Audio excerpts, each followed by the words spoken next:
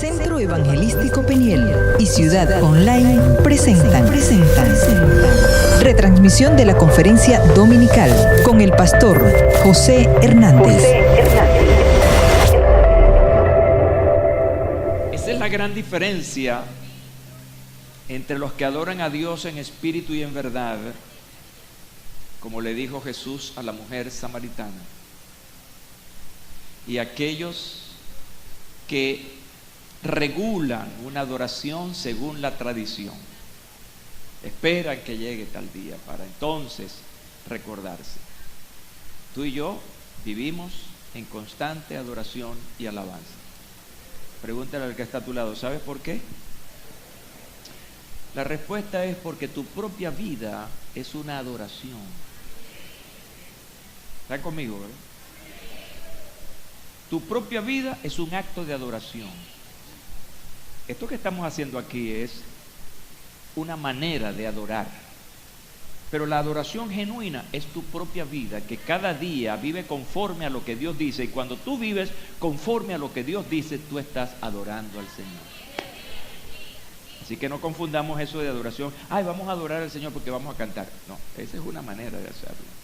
Eso es una expresión de adoración. Pero la expresión más completa y genuina de adoración es tu propia vida todos los días. Así que ¿cuántos son adoradores aquí? Amén. Gloria a Dios para siempre.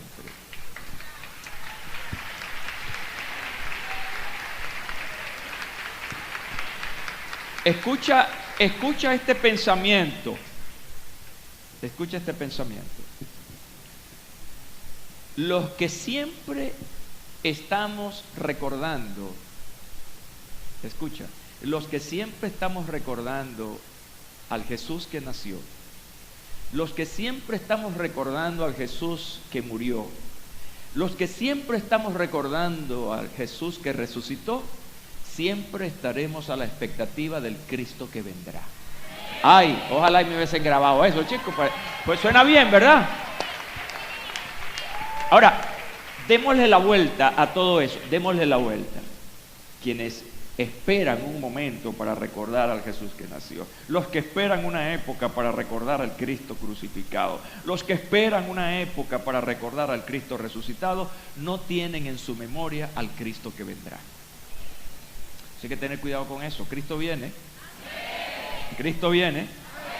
Maranata. Ah, ok. Gracias, muchachos, estuvo muy excelente este tiempo.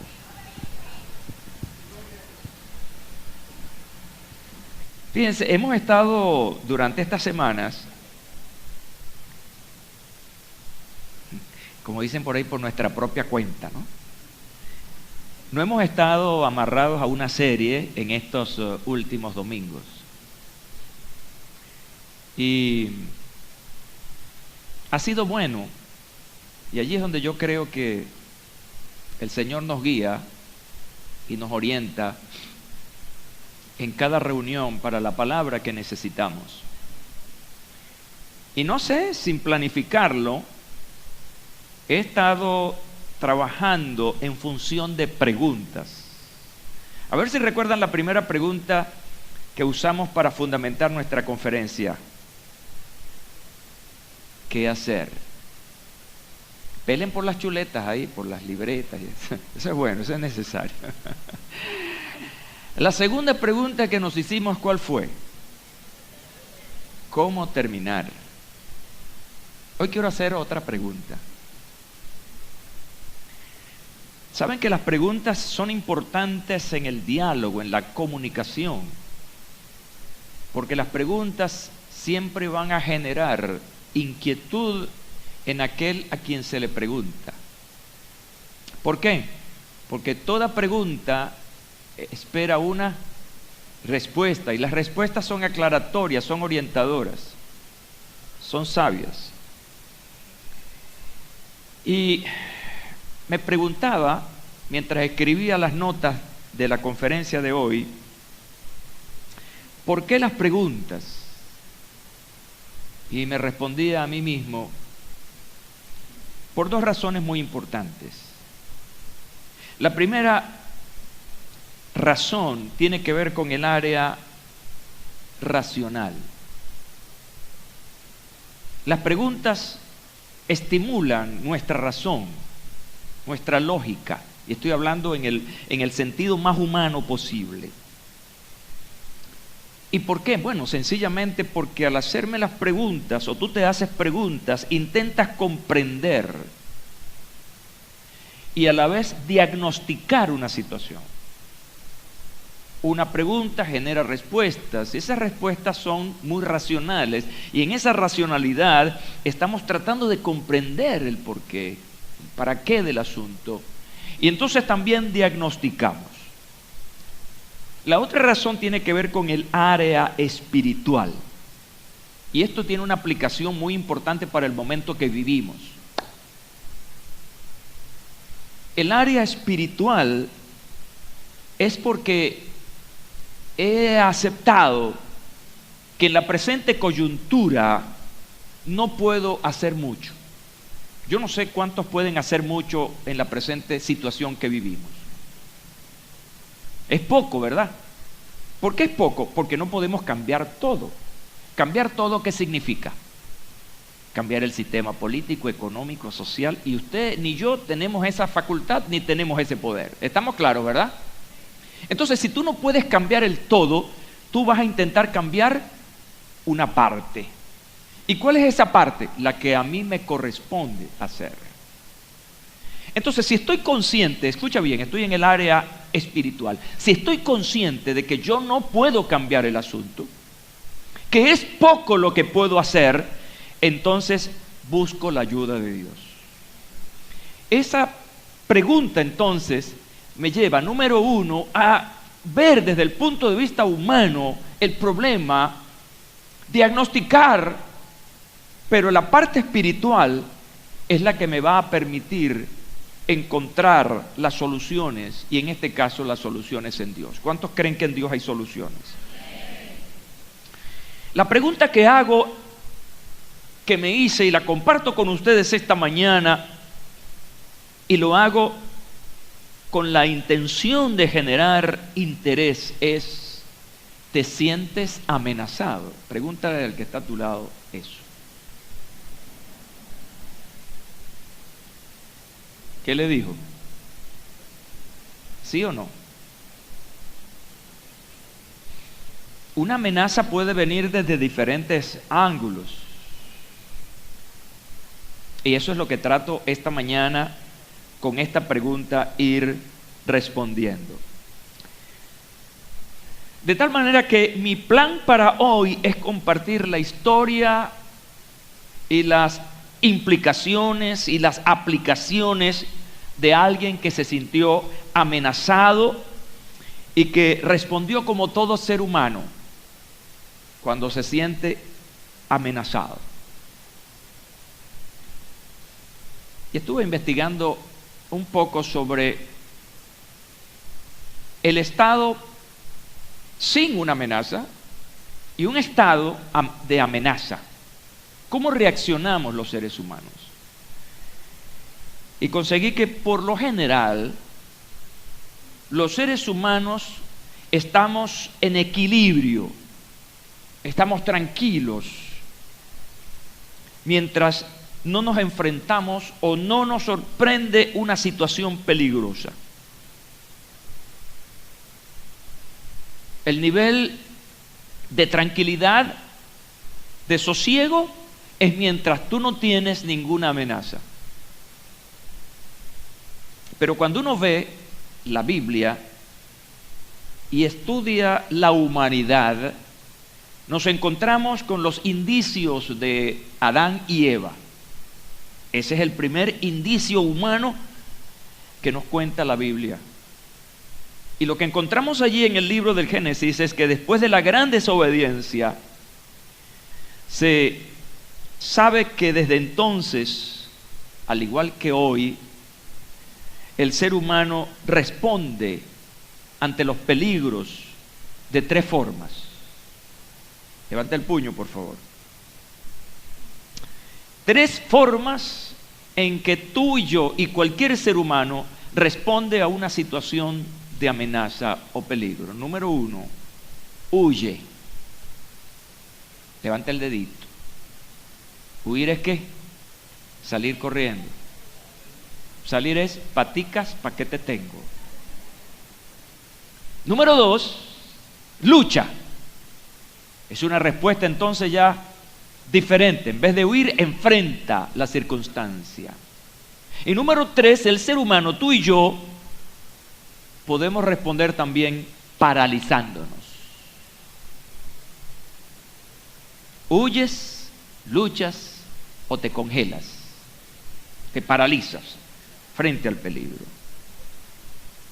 Entonces, eso normalmente te ocurre a ti y me ocurre a mí. Una de esas 3 reacciones frente a la amenaza, frente al peligro. Y una amenaza es una persona o cosa que representa un peligro y que advierte la intención de dañar o destruir. Cuando tú disciernes eso, cuando tú disciernes algo así, entonces eso es una amenaza y sientes que tu vida, tu integridad física o emocional o económica está en riesgo. Entonces, ¿qué haces? ¿Huyes? ¿Peleas?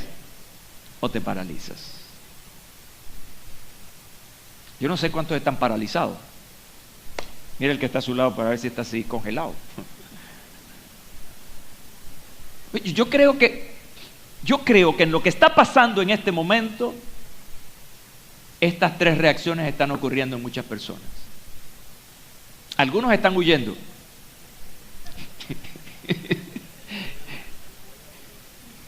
¿Cuántos han huido, mi hermano? Mi corazón está partido. Anoche recibí otra noticia de una familia que se va. Y no es fácil. Otros sencillamente estamos aquí.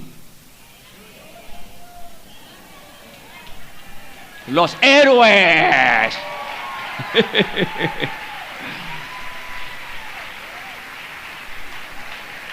Cuando pase esto,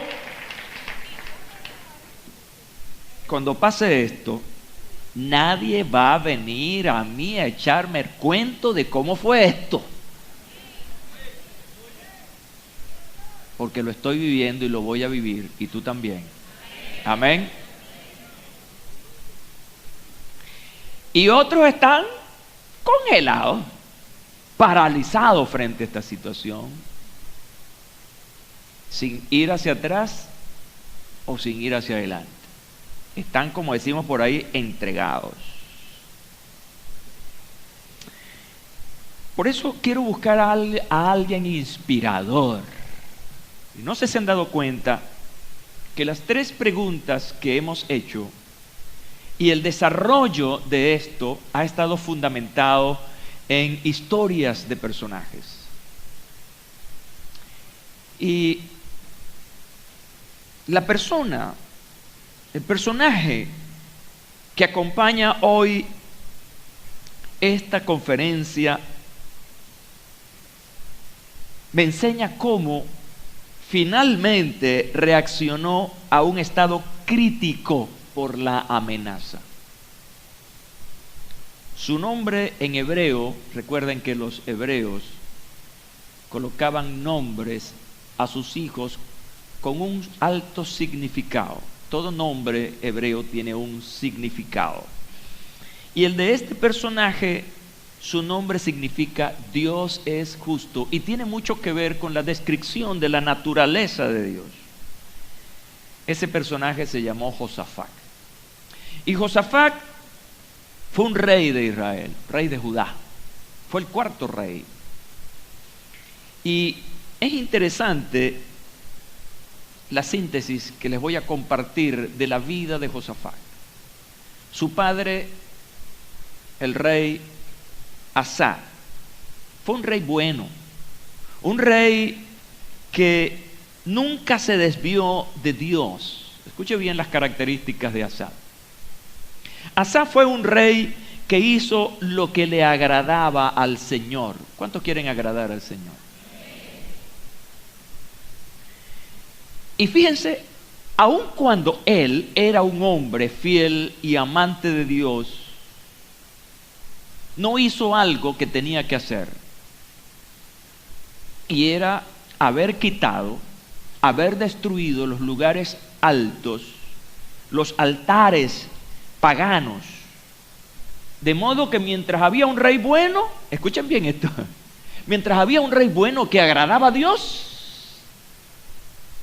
había un pueblo que estaba adorando las imágenes y rindiéndole culto a aquel que no es el Dios verdadero.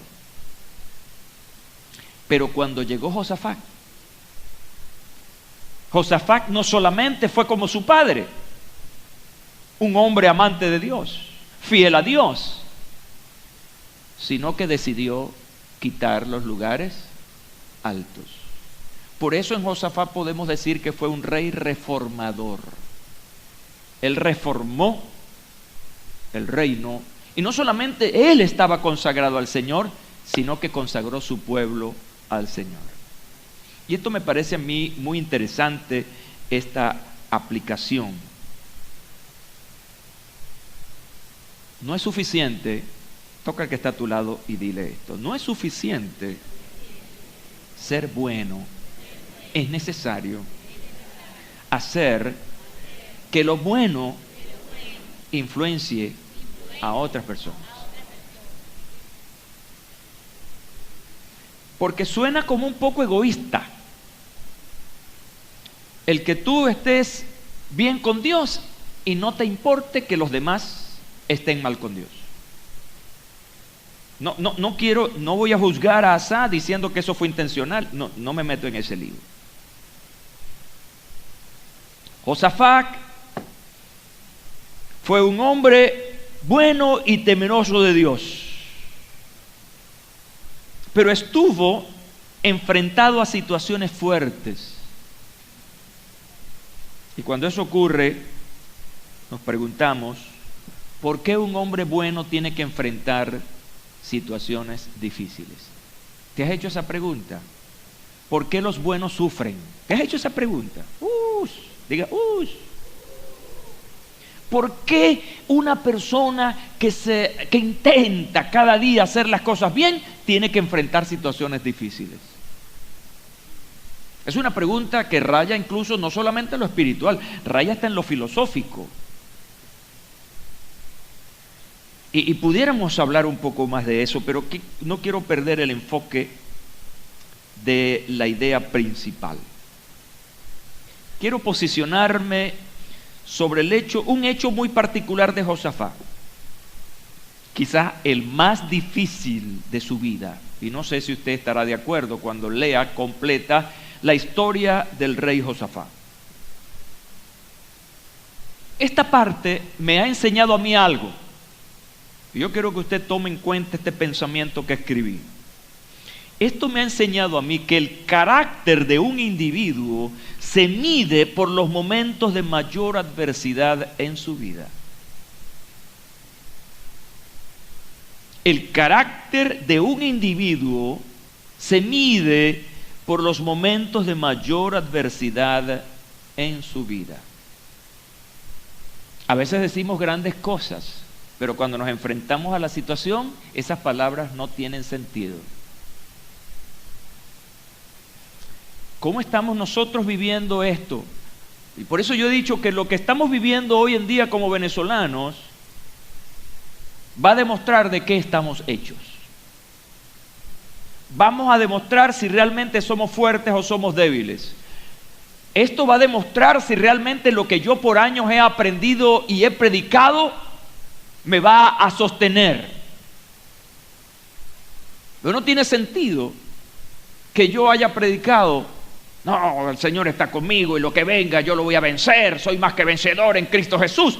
Pero ahora cuando estamos enfrentados a esta cosa, pues estamos pensando ¿en qué cosa? No sé. Esto está midiendo tu carácter. Es la mejor demostración de lo que tú eres. Escuchen este relato registrado en el segundo libro histórico de Crónicas, 21 al 3. Aconteció después de esto que los hijos de Moab y de Amón, y con ellos algunos de los amonitas, diga Moab, Amón, amonitas, salieron a la guerra contra Josafat. Diga guerra, guerra. Ay Dios. Entonces fueron e informaron a Josafat diciendo: una gran multitud viene contra ti de la otra orilla del mar, de Edom. Y aquí están en Hazezón Tamar, que es en Gedi. Josafat tuvo temor, se propuso consultar a Jehová e hizo pregonar ayuno en toda Judá. Ese es el pasaje. Ese es el meollo, la esencia de esta historia.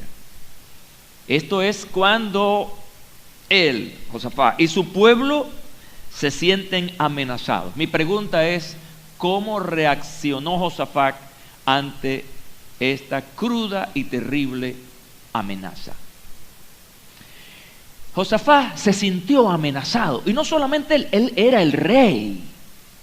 Escuchen bien, una amenaza al rey era una amenaza a todo el pueblo, a toda la nación. Él era el responsable de la seguridad de toda una nación. Por lo tanto, su carga era terrible. No solamente temía por su vida, por su seguridad, sino que está teniendo temor por la seguridad de toda una nación. Por eso a los líderes, escucha bien, a los líderes honestos hay que considerarlos y apoyarlos. Porque los líderes no solamente miran por su vida, sino que miran por la gente que les sigue. Respete, ame y apoya a su pastor. Ame y apoya a sus ministros. Porque no solamente tienen la responsabilidad personal, sino que tienen la responsabilidad colectiva. Seamos considerados y respetuosos de aquellos que bien nos lideran. Entonces, ¿cómo reaccionó Josafat? Vamos a aprender entonces y ver de qué manera nosotros podemos aprender para responder a la actual coyuntura. Número 1, atendió malas noticias. Atendió a malas noticias. Escuchó. Y acudieron algunos y dieron aviso a Josafat diciendo: contra ti viene una gran multitud del otro lado del mar.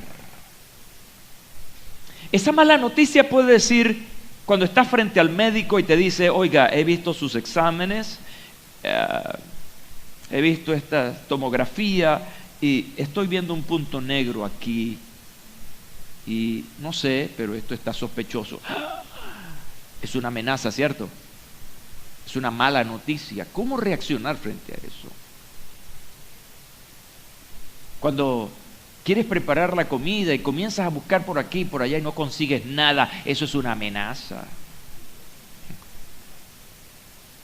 Cuando tu esposo te dice: me voy,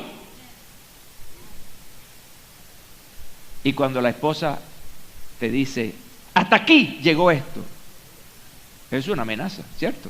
Entonces todo eso desencadena todas unas situaciones aquí adentro.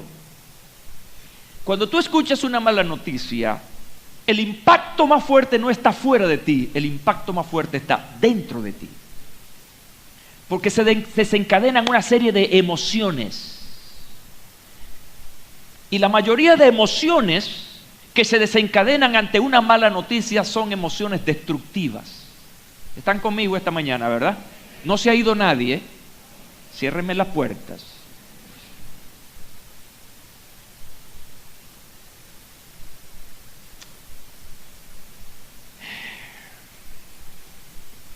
Rencor, odio, incluso autodestrucción. Hay gente que piensa frente a una mala noticia en el suicidio. Se desencadena todo un mundo interior. En el caso particular de Josafat, dice la Biblia que él reaccionó con miedo. Dice la Biblia que tuvo temor. Y yo decía el domingo pasado que eso es normal. Y insistí mucho el domingo pasado en que es normal que reaccionemos de esa manera. Son formas que Dios dentro de nuestra naturaleza generó. Y Él tuvo miedo. Y yo sé que lo que está pasando hoy en día, una de las grandes emociones que están surgiendo a lo interior de mucha gente hoy es el temor. ¿Temor a qué? A una cosa que se llama futuro. Temor al futuro. ¿Cómo será esto? De hecho, hay tremendas expectativas en este momento. Los pronósticos de los especialistas en cualquier área económica, social, política, es que el 2018 va a ser un año terrible. Porque tú mides el cierre del 17 y echas un vistazo a partir de enero del 18 y tú dices, esto huele mal, esto es terrible. ¿Y qué te genera eso? Temor, inseguridad. Escucha bien esto que te voy a decir esta mañana. No hay peor momento que tomar decisiones en un momento de temor y de inseguridad. Si te quieres equivocar, toma decisiones en medio del temor o de la angustia. Las condiciones no están para tomar una decisión cuando estamos inmersos en el temor. Tenemos que buscar un punto de apoyo para pensar, para recibir la orientación fuera de mí, porque yo mismo no puedo hacerlo porque soy parte de esa crisis. Tengo que buscar a alguien que esté nivelado, equilibrado, que me ayude a pensar y a ver las cosas desde otra perspectiva. Toca al que está a tu lado y dile, no te quedes solo con tu crisis.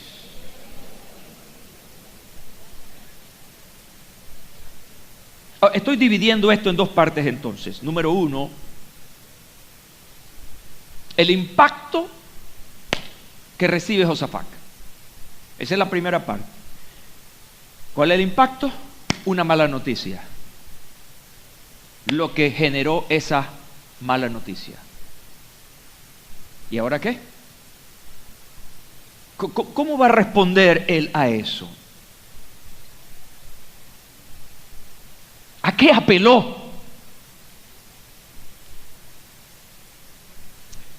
Y encuentro aquí que la primera apelación de Josafat frente a algo que él no podía resolver. Estamos claros, ¿verdad? Él no podía resolver eso. Porque el ejército que venía era mucho más grande que el de él. Militarmente hablando, él no tenía cómo responder a ese gran ejército, así que ya estaba derrotado. Le quedaban dos cosas. Tres cosas. Paticas, ¿para qué te tengo? Pelear o entregarse. Quedarse paralizado. Y entonces, número uno, él apeló a la oración y al ayuno. Dicen los versículos 3 y 4, humilló su rostro para consultar a Jehová e hizo pregonar ayuno a todo Judá, y se reunieron los de Judá para pedir socorro a Jehová. Yo no sé qué piensan los que me escuchan cuando yo digo esto y cuando lo he insistido en las anteriores conferencias. Otra vez la oración, otra vez pedir a Dios. Quienes piensan así son los racionales. Los que están buscando en la inteligencia. Los que están buscando puertas adentro de su mente una solución. ¿Quiénes piensan así? Los carnales. Porque insistimos en que frente a aquello que tú no puedes controlar, la pregunta es ¿quién lo puede controlar? Entonces hay que, como Isaías dice, busquen al Señor mientras pueda ser hallado. Llámenle en tanto que está cercano. Entonces yo como hombre de Dios, como hombre de fe, como un hombre de las Escrituras, yo no puedo sugerir otra cosa. Primero, no por capricho, sino porque eso es lo que la palabra de Dios dice. Segundo, porque son promesas de Dios para ti y para mí. Tercero, porque no puedo hacer nada. ¿Quién puede ayudarme? ¿A quién iremos? Y Josafat llegó a esa conclusión. Pregunto, ¿él era un rey? 2, ¿tenía autoridad? 3, ¿tenía un ejército? ¿Tenía armas? ¿Tenía un territorio? ¿Era una nación? Pero ninguna de esas cosas podía auxiliarlo ni ayudarlo en una circunstancia como esta. No tenía un ejército aliado que viniera a ayudarlo frente a los 3 ejércitos que venían contra él. Entonces, ¿qué hizo? Se humilló, ayunó y oró. Lo más tremendo que yo veo, y lo digo con una gran carga espiritual, es que yo no veo, hermanos, escuchen bien, soy honesto, ustedes me conocen, yo no veo una reacción del pueblo evangélico como esta frente a una situación en la que vivimos.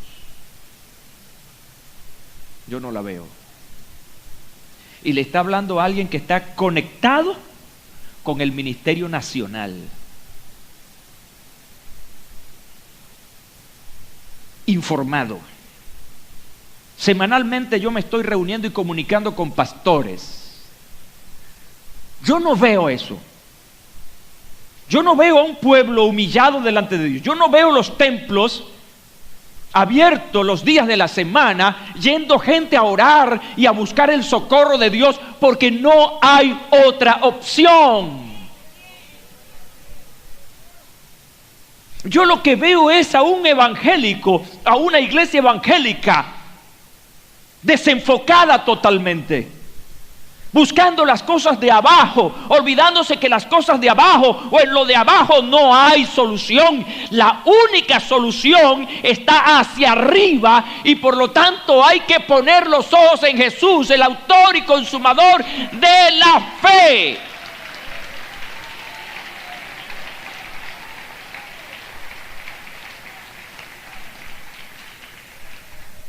A mí me llama la atención en esta parte de la historia cómo reacciona Josafat ante esta amenaza. Al principio les dije que el ser humano responde ante los peligros de 3 maneras. Número 1. Número 2. Número 3. Lo que aprendemos aquí de Josafat es que no reaccionó como la mayoría. Huir, luchar, paralizarse. Él se humilló ante Dios. Él buscó la dirección en Dios. Quebrantó su corazón. Pidió perdón por su temor, por su desconfianza. Ayunó, oró. Creo que esta es un indicio importante de que cuando nos sentimos amenazados, tenemos que la primera respuesta que dar es devocional, es espiritual. Lo que aprendo en esta historia también es que él apeló a una cosa que yo repito constantemente, apeló al recuerdo, apeló a lo que sociológicamente se llama la memoria histórica. Y él dijo: Jehová, Dios de nuestros padres.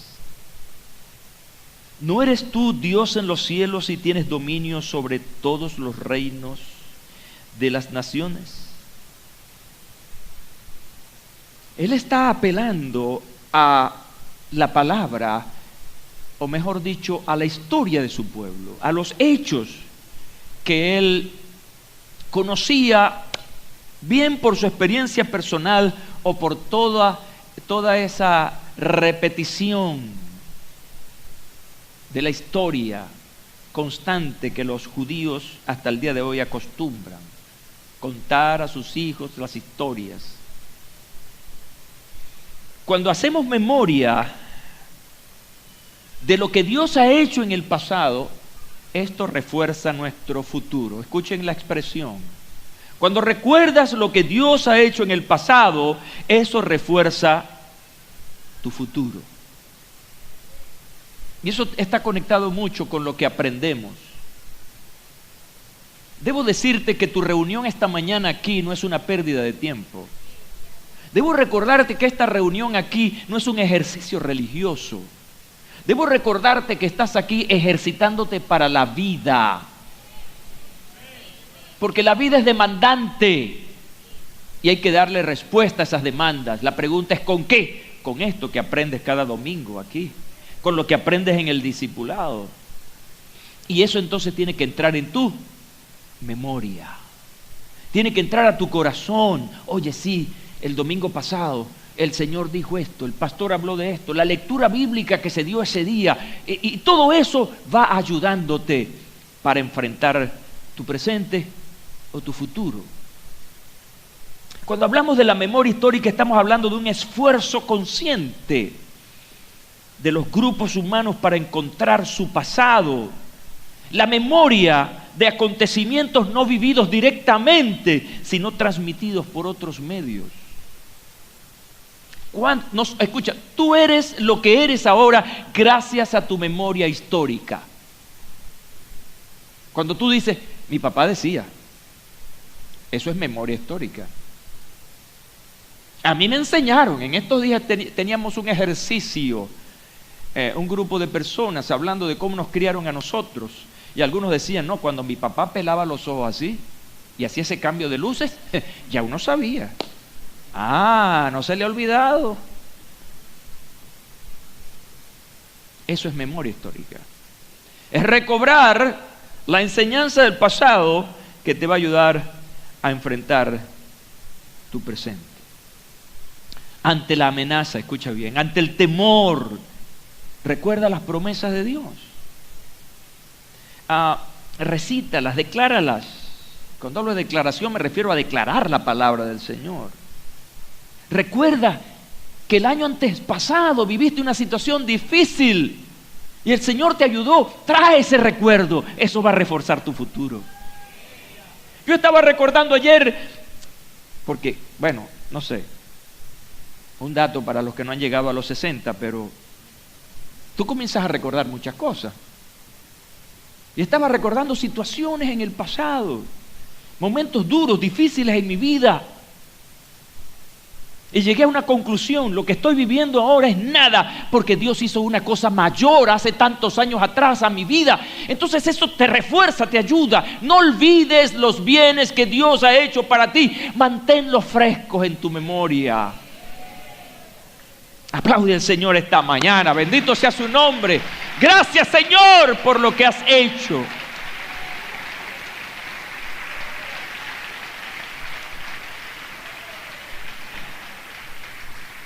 Josafat entonces, frente a la crisis, frente a esa amenaza, apela a la oración. Pero se quedó allí. Él apeló a la adoración. Él apeló a adorar a Dios. Y no solamente eso, sino que su acto de adoración inspiró a otros a alabar al Señor. Te estoy preguntando lo siguiente: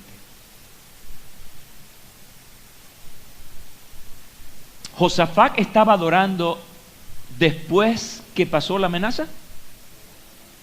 Échale cabeza a eso. ¿En qué momento está adorando? En plena crisis, en plena amenaza. Los enemigos están allí cerca, listos para atacar, pero entonces él, en vez de ponerse, vamos a armarnos, él está, vamos a alabar al Señor. Dice la palabra del Señor, después de consultar con el pueblo, designó a algunos de ellos para que cantasen a Jehová y le alabasen en la hermosura de la santidad, mientras iban delante del ejército diciendo, alabad a Jehová, porque para siempre es su misericordia. Y dice la Biblia que cuando comenzaron el canto y la alabanza, Jehová puso emboscadas contra los hijos de Amón, los de Moab y los de la región montañosa de Seir, que habían venido contra Judá y fueron derrotados. Un acto de fe, escucha bien, un acto de fe dice que la adoración no es posterior a la crisis. Repito, un acto de fe dice que la adoración no es posterior a la crisis, es antes de la crisis. ¿Están aprendiendo conmigo esta mañana? ¿Qué es lo que hacemos nosotros? Humanamente, ¿qué es lo que hacemos? Damos gracias a Dios después que pasó la cosa. Ay, gracias a Dios. Pero la Biblia dice que debemos dar gracias a Dios en todo tiempo. Que debemos dar gracias a Dios en todo y por todo. Ahí vemos a Pedro en la cárcel. ¿Qué hacía Pedro en la cárcel? En plena situación. Ya eso no es una amenaza, eso es un hecho. ¿Qué hacía ahí? Estaban cantando himnos al Señor. En situaciones como estas, ¿qué debemos hacer? Bendito sea Dios. ¿A qué tenemos que apelar en un momento como este? En alabar al Señor. Yo sé que debemos orar y pedir al Señor, ayúdame, Señor. Pero creo que en momentos como estos, teniendo el enemigo allí frente a nosotros, el Señor te reprenda, el Señor te reprenda, el Señor te... No. Alaba al Señor, deja de reprender al diablo y ponte a alabar al Señor en espíritu y en verdad. Créele que aquel a quien alabas es superior a quien te amenaza.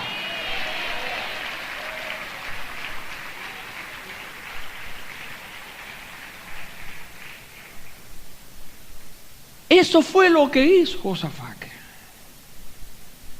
No solamente estuvo en su corazón la adoración y la alabanza, sino que organizó a su pueblo para cantar al Señor. En el mundo espiritual, escucha bien esto, te voy a dar un dato. En el mundo espiritual, las alabanzas confunden al enemigo. Anota eso. Cuando tú estás en una situación difícil y en vez de ponerte a reprender al diablo, te pones a adorar al Señor, el enemigo se confunde. Porque no te centras en él, es decir, en el enemigo, sino te centras en Dios. ¡Gloria a Dios!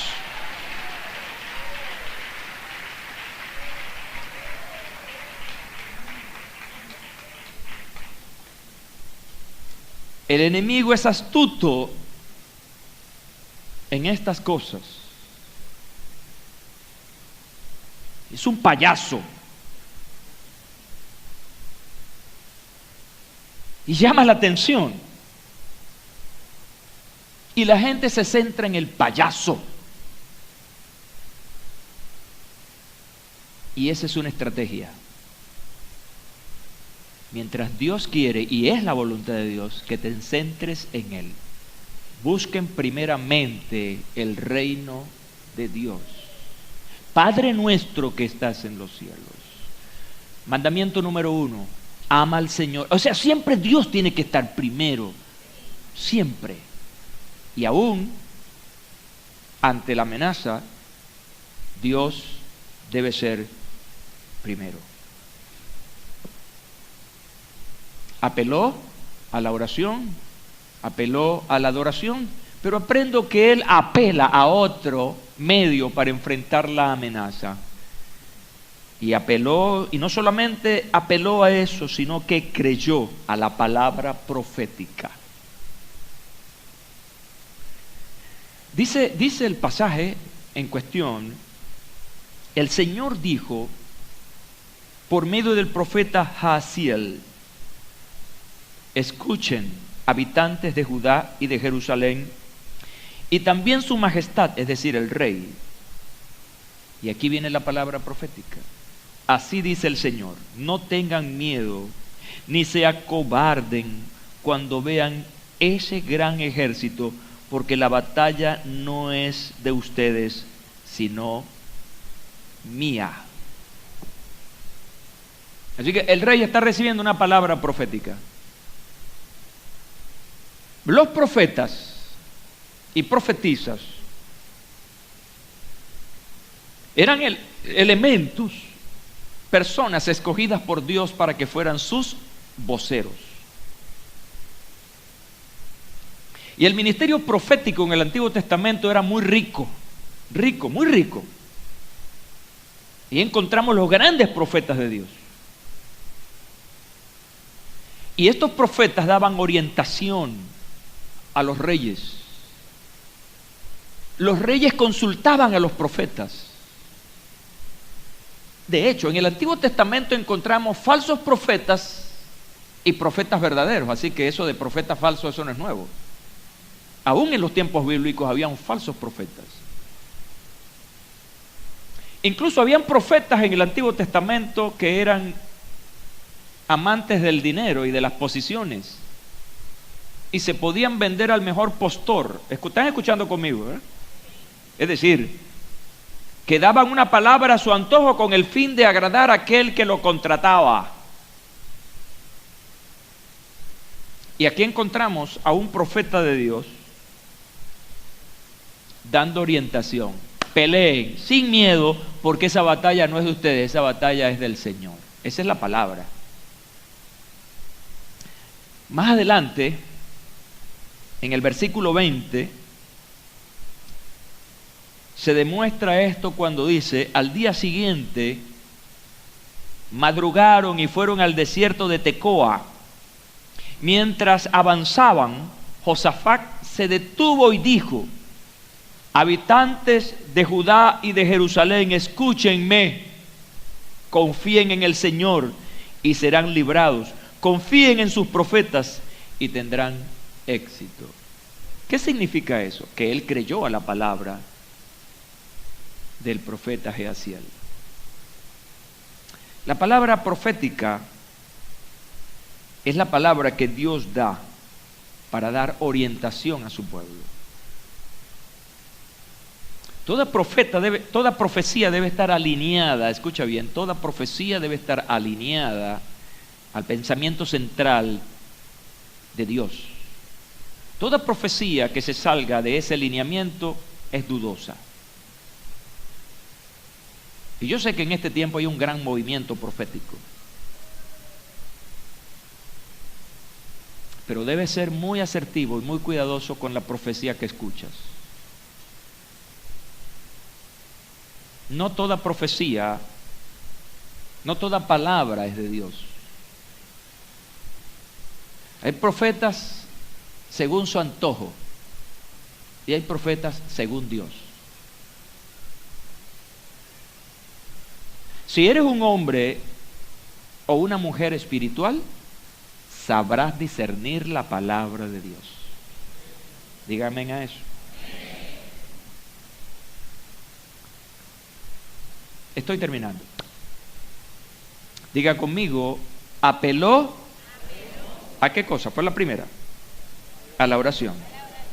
Apeló a la adoración. En medio de esa amenaza, él apeló, número 3, a la palabra y creyó en ella.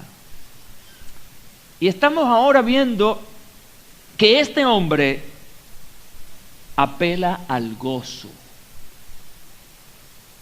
¿Saben que hay una gran diferencia entre alegría y gozo desde el punto de vista bíblico? La alegría es circunstancial, el gozo es permanente. Porque el gozo es un fruto del Espíritu, mientras que la alegría es motivada por las circunstancias. ¿Cuál es la diferencia?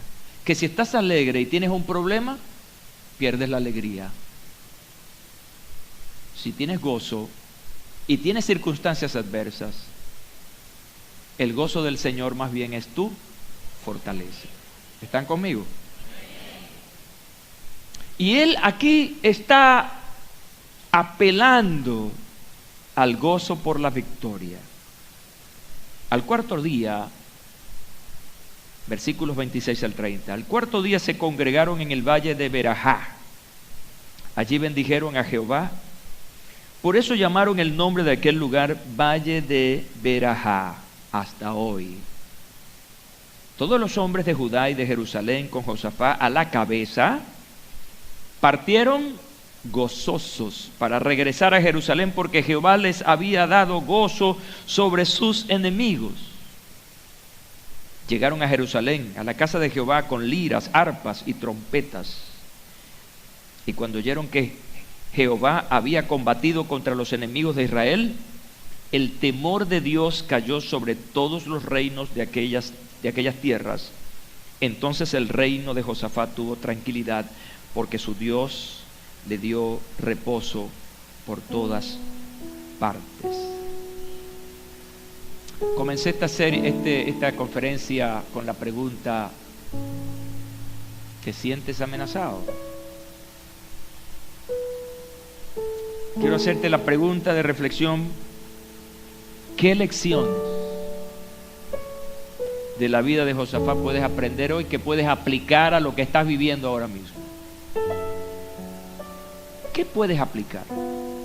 Si te sientes amenazado, si sientes que tu futuro no es seguro, entonces veamos la experiencia de este hombre. ¿Cómo él reaccionó? Tuvo miedo, sí, como tú y como yo, un ser humano normal. Pero no se quedó paralizado, ni tampoco huyó. Él apeló, lo que significa que peleó, enfrentó. Esta mañana te digo que salgas del rincón donde has estado llorando. Esta mañana te digo que te levantes como un hombre y como una mujer de Dios que eres. Y haz lo que tienes que hacer en la confianza de Dios sobre tu vida. Ponte de pie. Gloria a Dios para siempre.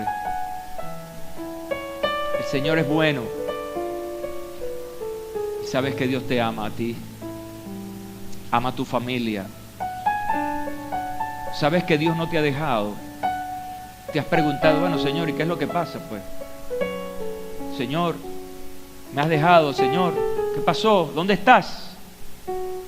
No te sientas mal por esas preguntas que te haces, se las hicieron los salmistas también, seres humanos normales. Pero sé proactivo esta mañana. Comienza a hacer lo que no habías hecho, o refuerza lo que estás haciendo. Pero te puedes quedar allí paralizado, neutralizado. No. Levántate. El Señor está contigo. Él es tu amparo y tu fortaleza, es tu pronto auxilio en las tribulaciones. Es que se levante el mar, que se levante lo que sea, pero Dios está contigo. Y si Dios está contigo, ¿quién contra ti? Bendito sea el nombre del Señor.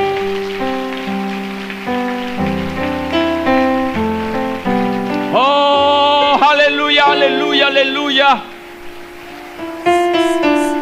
Yo te estoy creyendo, Señor, hoy. Mi futuro está en tus manos. ¿Por qué he de preocuparme si mi futuro está en tus manos? Si hay algo de lo que debo preocuparme, es en serte fiel.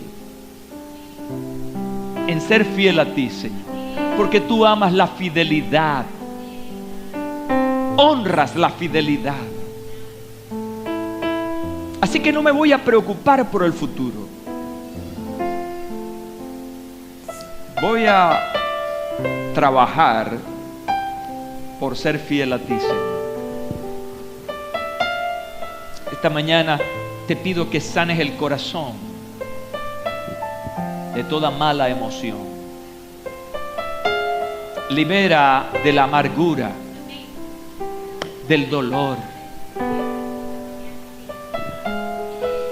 Libera el corazón que ha sido herido por la deslealtad.